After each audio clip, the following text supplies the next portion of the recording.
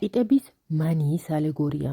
ეს იან ბრეიგელ უმცროსის ნამუშევარია, რომელიც მხატვარმა 1640-იან წლებში შექმნა. სანამ უშუალოდ ნამუშევარზე საუბარს დავიწყებთ, 2 სიტყვით ეგრეთ წოდებულ ტიტების მანიაზე გიამბობთ. არსებობს ვერსია, რომ მე-16 საუკუნეში ტიტები ევროპაში სულეიმან პირველის კარზე მოღვაწე ფერდინანდ პირველის ელჩმა შემოიტანა. მე-16 საუკუნის მეორე ნახევარში ტიტა ფართოდ გავრცელდა ლეიდენში, ნიდერლანდებში.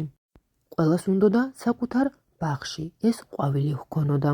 ზემოთქმულიდან გამომდინარე, გაიზარდა მოთხოვნა მის გამორჩეულ ეგზოტიკურ იშვიათ სახეობებზე. და სწორედ ამ დროს ჩაეყარა საფუძველი ტიტების ინდუსტრიას. 1630-იანი წლებისთვის ტიტის ბოლქვს წარმოუდგენლად მაღალი ფასი დაედო.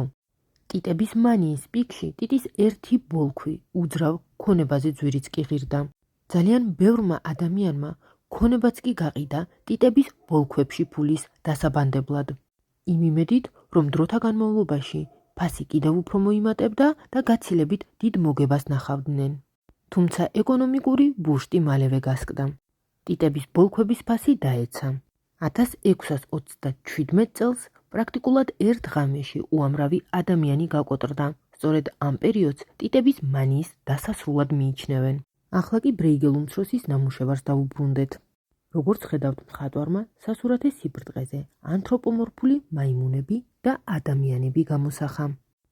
ადამიანები, რომლებმაც ხელი შეუწყეს ტიტის ბოლქვის ფასის ხელოვნურ ზრდასა და ტიტების მანიის პერიოდში გამდიდრებას ცდილობდნენ, მხატვარმა ანთროპომორფული მაიმუნების სახით გამოსახა. დააკვირდით ამ მაიმუნის გამოსახულებას, რომელსაც ხელში სასწორი უჭირავს. სასწორის ერთ პინაზე ვხედავთ ტიტის ბოლქვს, ხოლო მეორეზე ოქროს.